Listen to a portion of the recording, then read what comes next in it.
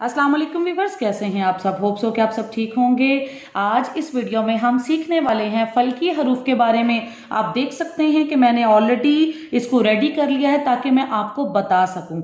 वैसे हरूफ तहज्जी को मुख्तलिफ हरूफ में तकसीम किया गया है, लेकिन आज हम इसका पहला सबक पढ़ने वाले हैं, वो है जी फल्की हरूफ। फल्की हरूफ की तादाद है 5।